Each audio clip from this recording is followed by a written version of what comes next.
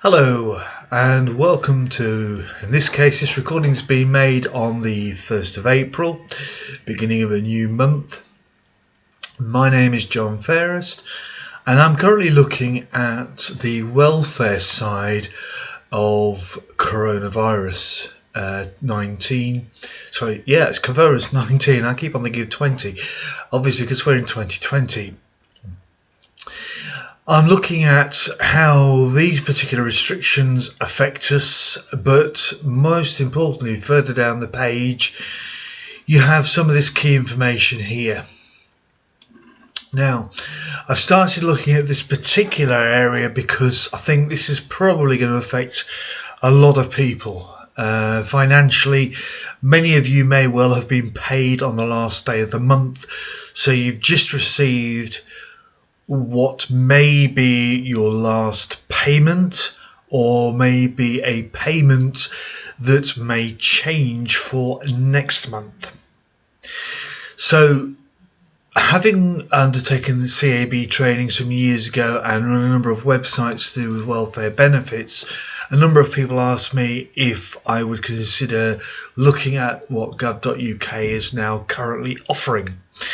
And I started looking at the benefits on this particular link here. The immediate temptation is to look, from my perspective, at the first three: that's statutory sick pay, universal credit and ESA. I need to tell you from the outset of this video that the payment systems have changed for the Department of Work and Pensions. And the change has been fairly significant, but that doesn't mean to say that all the information provided by gov.uk is going to be 100% spot on, accurate, etc. So that's a intro before we go to this bit. This bit I found extremely interesting. Let's have a look at it. Okay. So this is about going to work and provides guidance. You can click on the link there for the full guidance, but it's the furloughed workers that are going to be looking at this with a lot of interest. I am in that category myself, so I looked at it fairly quickly. Obviously, we have information about statutory sick pay that is very interesting and informative. But as we go further down to the bottom, we see this particular area, which is the furloughed workers area. And it tells us about the 80% of your wages up to £2,500. And it also shows us this particular link here, which tells us about the coronavirus job retention scheme.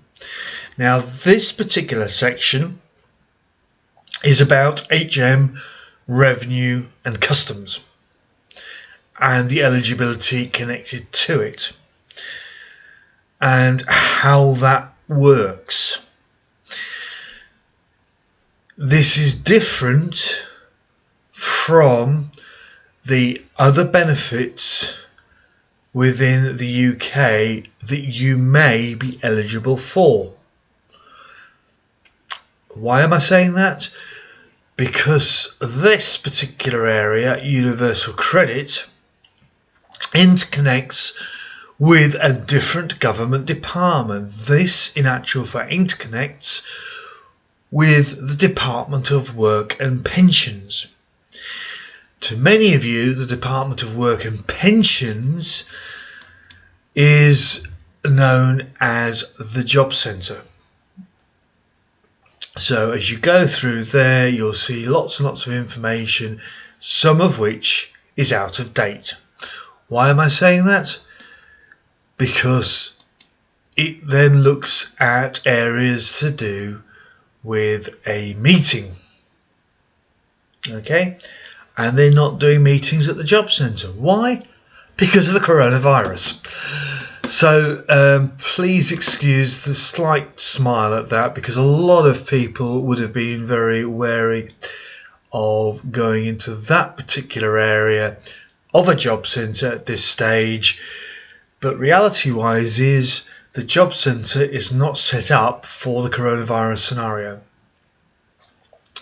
So the other key bit to remember about the universal credit mentioned here is that the application is online.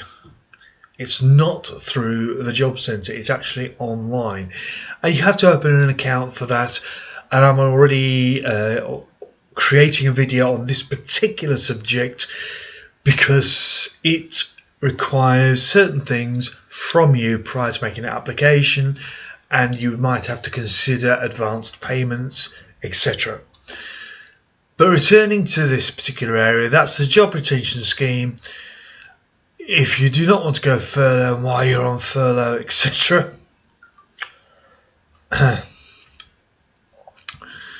so you have to have been made redundant. If you're made redundant after the 28th of February,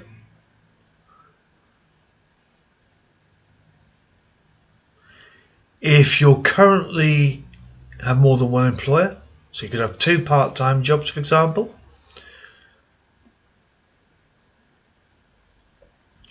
maternity leave,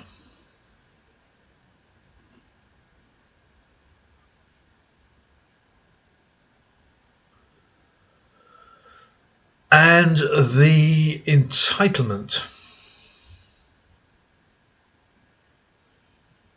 Now, this is so new, taking on board this system wasn't set up. This may be extended. We don't know where we are with this at this moment in time.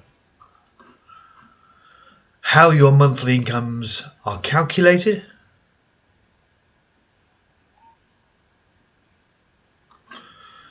if you started work in February 2020,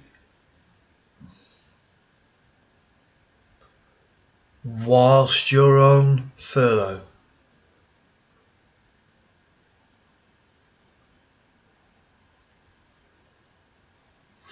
what happens if you don't want to go on furlough?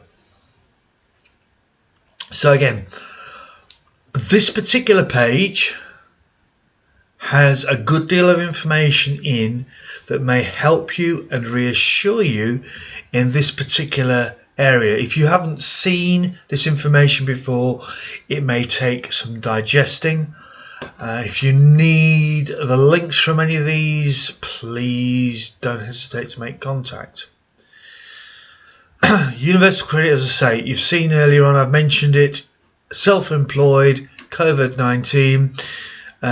There is a video on this, support for rent costs.